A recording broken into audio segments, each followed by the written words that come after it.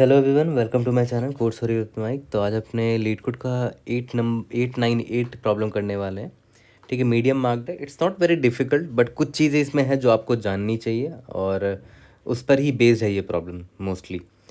आज का मोटिवेशन क्या है? देखो, मेरे हिसाब से one of the main source of motivations for me at least, हर किसी का अलग अलग हो सकता है, but for me one of the main source of motivations to work hard has always been to give a good life to my parents and to me as well. Okay, and today I want to know about your source of motivation. आपके लिए क्या motivation है, क्या चीज़ है जिसको सोच कर आप मोटिवेट होते हो और हार्ड वर्क करते हो? Okay, tell me yours in the comment section. Video problem number 898. Bitwise ORs of subarrays. Given an integer array ARR, return the number of distinct bitwise ORs of all the non-empty subarrays of ARR. ठीक है, the bitwise और of a सब अरे is the bitwise और of each integer in the sub अरे. ठीक है, the bitwise और ऑफ अ सब अरे of one integer is that integer. ठीक है, एग्जाम्पल देखते हैं. जैसे यहाँ पर 1 1 2 है, तो कितने सब अरेज पॉसिबल है इसके? एक तो ये पॉसिबल है, फिर एक ये पॉसिबल है, फिर 1 1 2 पॉसिबल है. ये सारे सब arrays are starting from index 0. ठीक है, अब इंडेक्स 1 से स्टार्ट होने वाले सारे सब अरेज देखते हैं. एक तो ये 1 होगा, फिर ये 1 2 होगा, यानी कि ये 1 ये 1 2. उसके बाद इंडेक्स नंबर 2 से स्टार्ट होने सारा सब अरे देखते हैं, एक मात्र 2 है. ठीक है, तो इतने पॉसिबल सब अरेज हैं सभी का. फिर आप और निकालोगे, इसका और होगा 1, इसका और होगा 1 और 1 1 होता है. फिर 1 1 2 का और निकालोगे, फिर इसका और निकालोगे, इसका और निकालोगे, इसका और निकालोगे. जितने भी और निकालोगे सारे वैल्यूज़ को आप देखोगे कितने यूनिक एलिमेंट्स हैं. जैसे इसका निकाल लेते हैं. 1 और 1 का और 1 होता है, और उसका 2 से और अगर करेंगे तो 0 1 1 0 कितना आ जाएगा?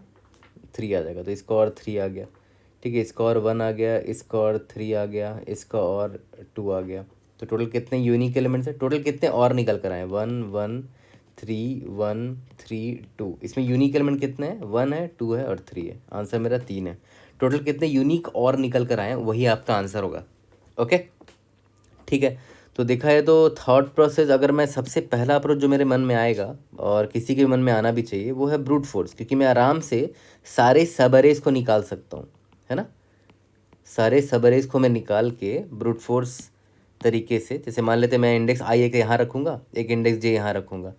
आई से जे जितने भी सब अरेज हैं वो निकाल लूँगा. एक बार जे को यहाँ डालूंगा, फिर जे को यहाँ डालूंगा, फिर जे को यहाँ डालूंगा, फिर जे को यहाँ डालूंगा. तो इस इंडेक्स से स्टार्ट होने वाले सारे सब अरेज मैं निकाल लूँगा, है ना, और उनके और निकाल लूँगा. ठीक है, फिर उसके बाद आई यहाँ पर आएगा, फिर जे को यहाँ से स्टार्ट करूँगा, तो फिर जे यहाँ पर है, फिर जे यहाँ पर है, फिर जे यहाँ पर, एंड सो ऑन. तो इसी तरह सारे और इस इंडेक्स से स्टार्ट होने वाले निकाल लूँगा, और सारे और को मैं सेट में डाल दूँगा. क्योंकि याद है मुझे यूनिक और के वैल्यूज़ चाहिए थे. और एंड में मैं क्या करूँगा? सेट का जितना भी साइज़ है वही मेरा आंसर होगा, क्योंकि मुझे काउंट भेजना है कि कितने यूनिक और निकल कर आए. तो सेट का साइज़ मतलब सेट में कितने यूनिक और प्रेजेंट है. ठीक है, तो देखा है तो काफ़ी सिंपल सोल्यूशन हो सकता है. अगर ब्रूट फोर्स वाला अगर आप देखो, फॉर एक इंडेक्स आई आप फिक्स रखोगे, है ना, i is equal to 0, I is less than n, i plus plus.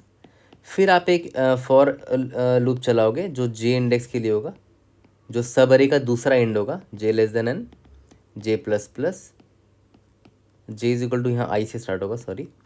ठीक है, जब आई और जे फिक्स हो गया तो आप आई से लेकर जे तक का और निकालोगे. यहाँ पर loop from I to J to find और वैल्यू. ठीक है, इसके लिए एक और लूप अपने लिखोगे, है ना. यहाँ पर एक और लूप मान लेते हैं आपने लिख दिया है, और जो भी और वैल्यू आएगा आप सेट में इंसर्ट करते जाओगे. सेट डॉट इंसर्ट और वैल्यू. ठीक है, जब ये सब कुछ ख़त्म हो जाएगा तो लास्ट में हमें क्या करना है? रिटर्न सेट का जो भी साइज़ था वही मेरा आंसर होगा. ठीक है, बट इसमें देखो प्रॉब्लम क्या है ना, कि आप एन क्यूब की तरफ जा रहा है आपका सोल्यूशन. पहला तो ए ओ ऑफ एन है, दूसरा भी ओ ऑफ एन है, तीसरा जो फॉर लूप चलाओगे वो भी अप्रॉक्सीमेटली ओ ऑफ एन चलेगा. ठीक है, तो ओ ऑफ एन क्यूब चला जाएगा आपका सोल्यूशन. पहला 2 फॉर लूप सब अरे का स्टार्ट और सब अरे का एंड, और तीसरा फॉर लूप उस सब अरे पे इटरेट करके उसका और वैल्यू निकालने के लिए आपको लग जाएगा. तो ओ ऑफ एन क्यूब जा रहा है, ऑब्वियस है टाइम लिमिट एक्सीड आ जाएगा इससे. कंस्ट्रेंट अगर आप देखोगे तो ओ ऑफ एन क्यूब आप नहीं लिख सकते. ठीक है, तो देखते हैं इसको फर्दर कैसे इम्प्रूव किया जा सकता है, क्योंकि हमारा ओ ऑफ एन क्यूब तो टी एल ही दे रहा है.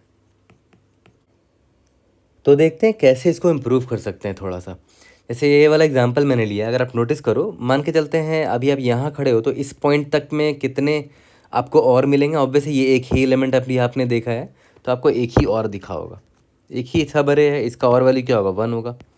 ठीक है, इसके बाद जब आप यहाँ पर आए तो ऑब्वियसली बात है, जब यहाँ पर आए तो 5 एकमात्र खुद में ही एक सब अरे है तो उसका वैल्यू 5 आ जाएगा।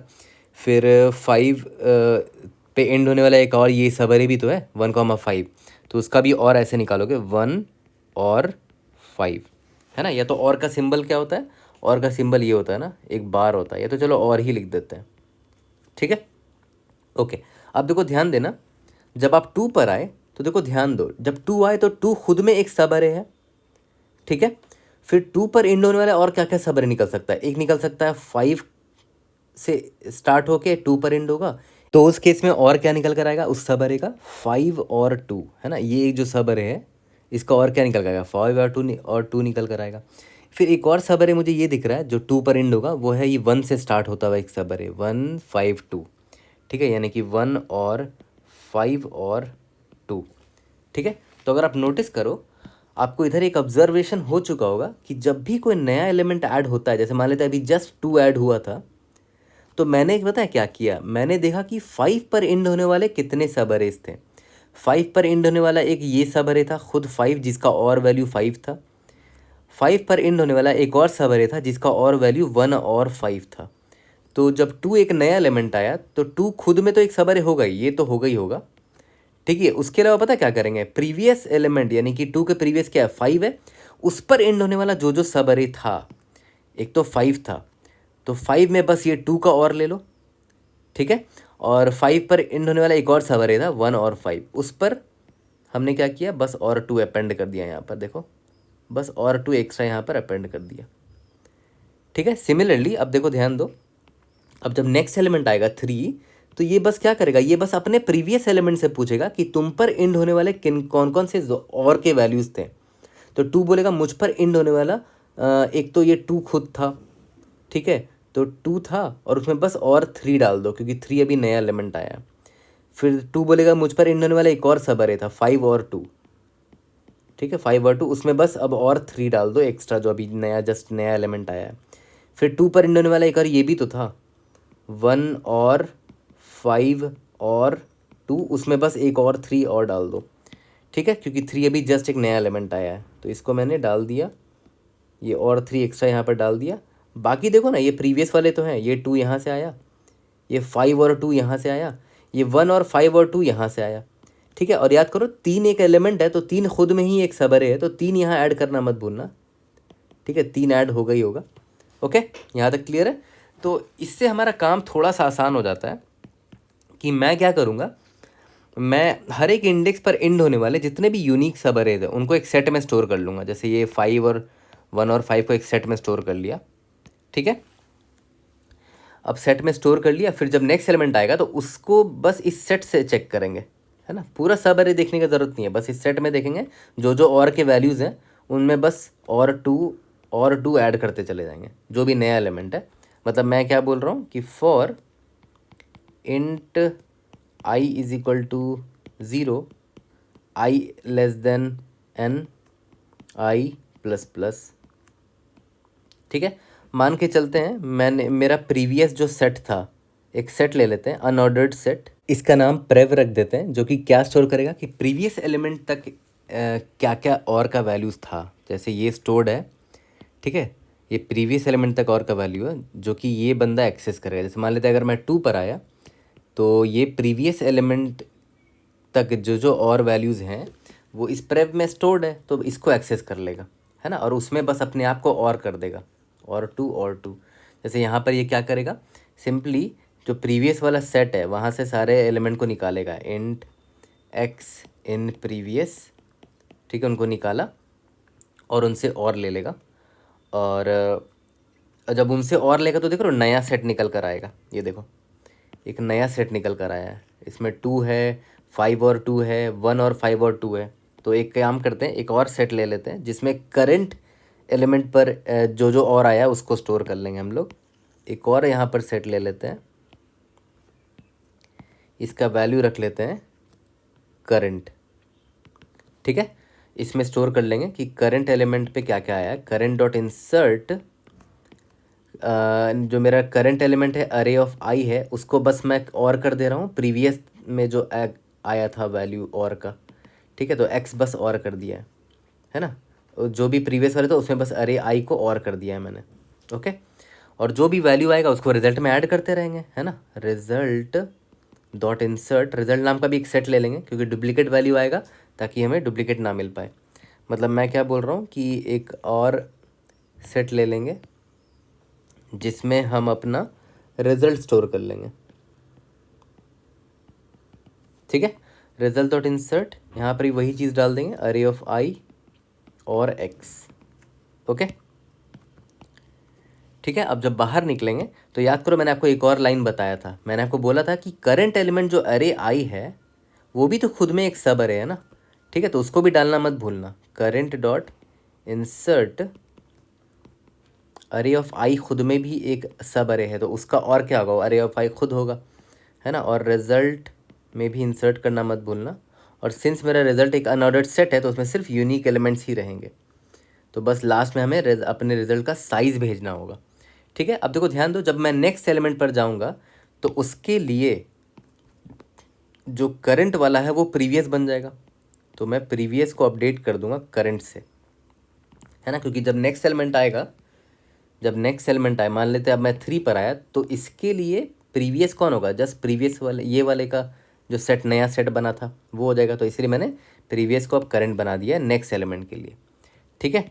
और करंट मेरा यहाँ पर है तो करंट को अब क्लियर करना मत भूलना, करंट डॉट क्लियर कर देना, खाली कर देना, क्योंकि नेक्स्ट एलिमेंट के लिए एक फ्रेश करंट सेट हमें चाहिए होगा, तो मैंने इसको क्लियर कर दिया यहाँ पर, ठीक है। लास्ट में कुछ नहीं करना था हमें, लास्ट में सिंपली रिटर्न जो भी मेरा रिजल्ट था ना उसका बस साइज़ भेजना है हमें, क्योंकि रिजल्ट में क्या स्टोर्ड है, सारे यूनिक सब अरेज का और का वैल्यू स्टोर्ड है इसमें, है सॉरी, सारे सब अरे का यूनिक और वैल्यू इसमें स्टोर्ड है, ठीक है। तो बस यही मेरा आंसर है। तो अगर आप नोटिस करो यहाँ पर आपको एक चीज़ रियलाइज़ हो रहा होगा, और देखा है तो ये सोल्यूशन फिगर आउट करना भी ज़्यादा टफ नहीं था, सिंपल हमने 2 फॉर लूप लगाया है, ठीक है। और नॉर्मल सा बस ये वाला हमारा ऑब्जर्वेशन था, हमने बस सिंपल कोड लिख दिया है इसका। अभी भी आपको लग रहा होगा कि यार ये ओ ऑफ एन है और ये भी आपको ओ ऑफ एन लग रहा होगा, ओ ऑफ एन स्क्वायर लग रहा है, but at least O of N cube तो नहीं है ना, हम ओ ऑफ एन क्यूब से तो बच गए। अब देखते हैं कि क्या सच में ये ओ ऑफ एन स्क्वायर है ना। बहुत ही अच्छा ऑब्जर्वेशन अभी मैं आपको समझाने वाला हूँ कि क्या ये सच में ओ ऑफ एन स्क्वायर है, ठीक है। इस पर थोड़ा स्टडी करते हैं और बहुत इंटरेस्टिंग है ये पार्ट, है ना। ओ ऑफ एन स्क्वायर है क्या ये सच में, लेट्स सी। तो अब हम लोग ये समझने वाले हैं कि क्या सच में हमारा जो ऊपर सोल्यूशन है वो ऑफ एन स्क्वायर है। आई थिंक ये ही सबसे इंपॉर्टेंट पार्ट है इस प्रॉब्लम का। बाकी आई थिंक ये पार्ट निकाल पाना वॉज नॉट दैट डिफ़िकल्ट, है ना। यहाँ तक आ पाना was not that difficult, but अभी जो चीज़ मैं बताने जा रहा हूँ ये ज़्यादा इंपॉर्टेंट है, इसको अच्छे से समझो। अभी याद करो मैंने एग्जांपल लिया, रैंडम एग्जांपल। अब याद करो इससे पहले मैं क्या कर रहा था कि जो भी मेरा और निकल कर आ रहा था उसको हम अनऑर्डर्ड सेट में डालते चले जा रहे थे। तो हमारे अनऑर्डर्ड सेट में मान के चलते हैं अभी एम्प्टी है, ठीक है। तो मेरा पहला एलिमेंट मान लेते हैं ए है, तो उसको मैंने यहाँ पर डाल दिया। और वैसे एकमात्र एलिमेंट है तो सब अरे यही होगा, इसका और वैल्यू भी यही ए ही होगा, ठीक है। और मान के चलते हैं, चलो ए मान के चलते हैं 0 है, ठीक है।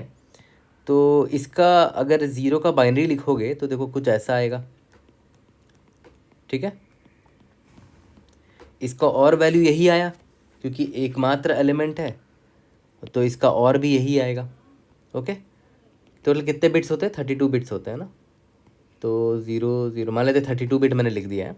अब एक बात बताओ, जब नेक्स्ट एलिमेंट आएगा और उसको मैं इससे और करूँगा, जब मतलब मैं बोल रहा हूँ अगर मैं ए और सी करता हूँ तो क्या क्या पॉसिबिलिटी है। पहला पॉसिबिलिटी ये है कि इसकी वैल्यू इंक्रीज़ हो सकती है ना। मतलब इसकी वैल्यू इंक्रीज़ होने का मतलब क्या है कि हो सकता है एक नया वैल्यू निकल कर आ जाए, 0 0 0 0 0 0 0 0 0 0 0 0 डॉट डॉट डॉट डॉट 0।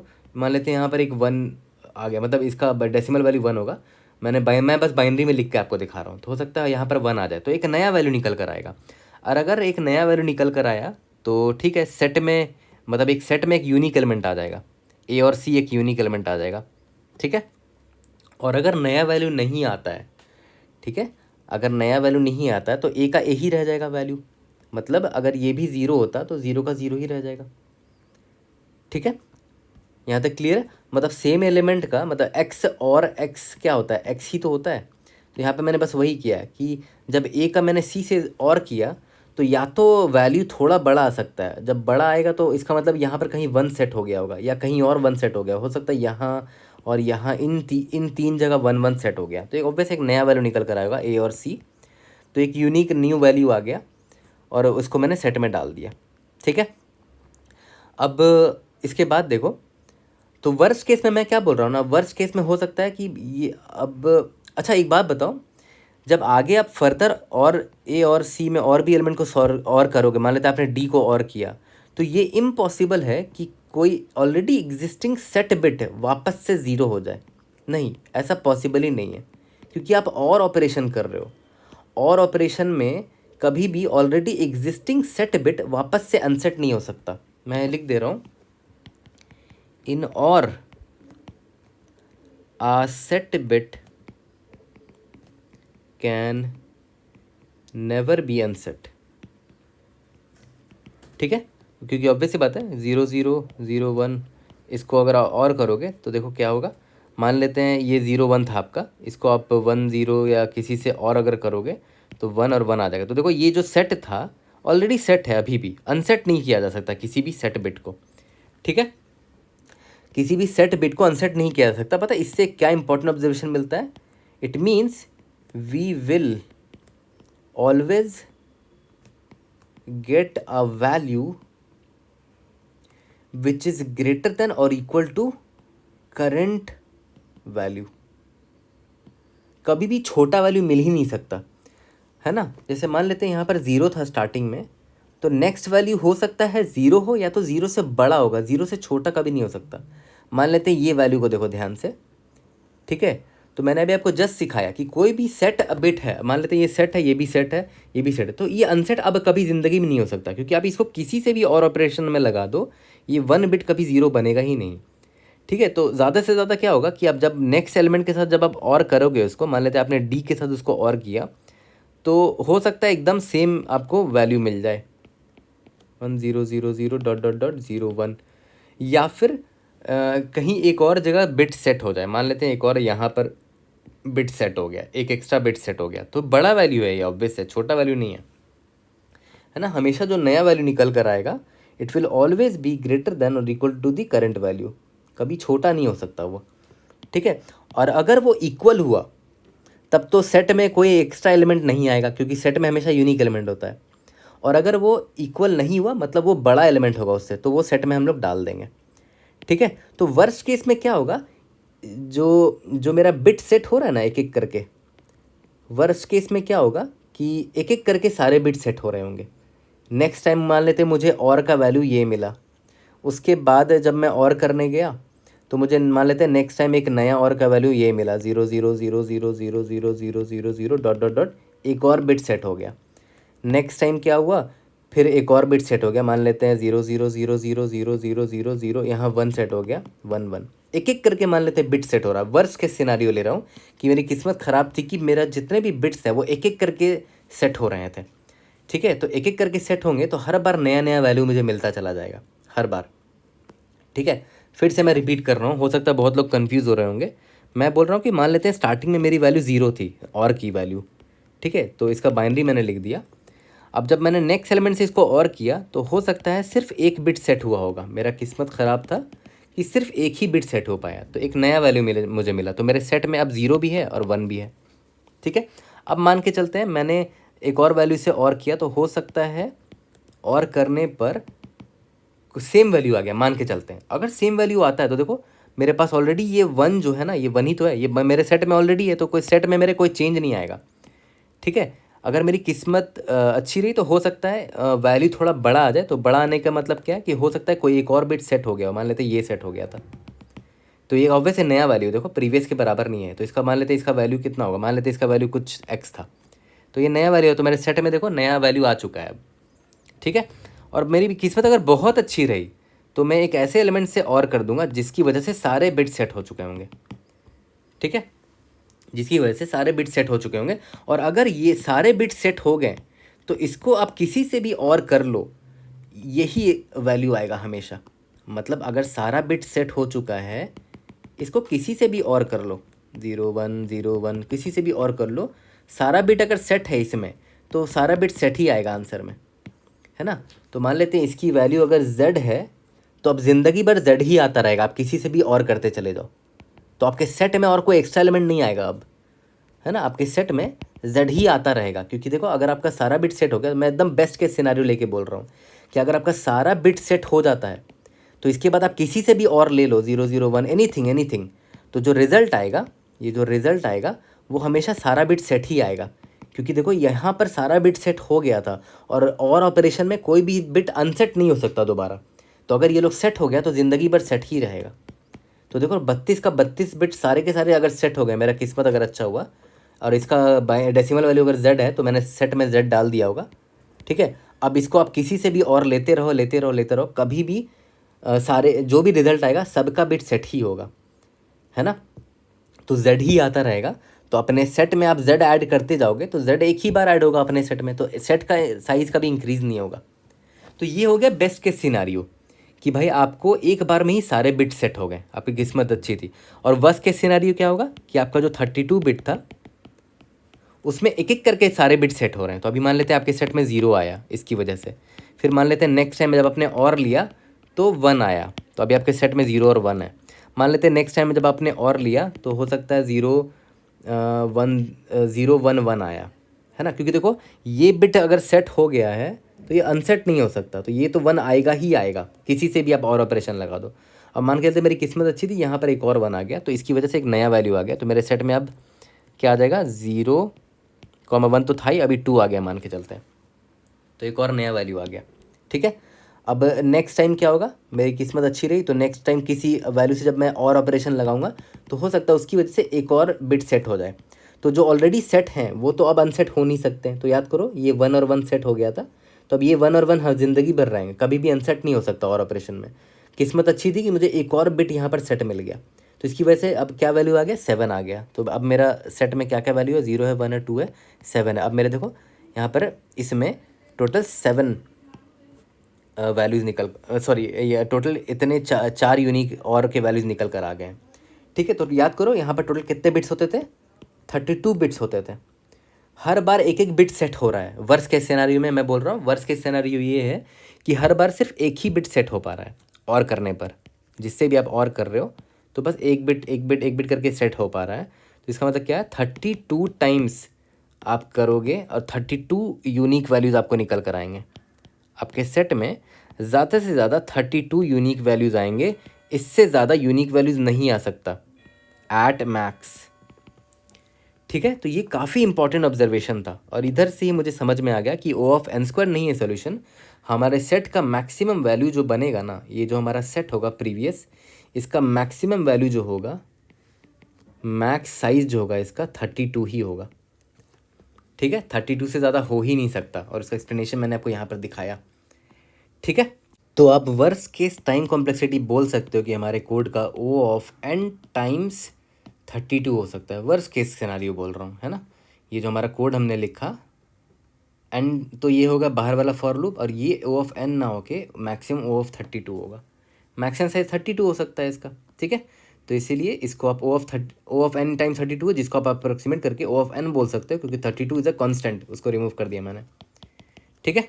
यहाँ तक क्लियर है, ओके। तो आई होप ये आपको समझ में आ गया होगा। जल्दी से आप कोड करते हैं इसको फिनिश। तो चलो जल्दी से इसका कोड कर लेते हैं। तो कोड एक्चुअली में काफ़ी आसान था इसका, है ना।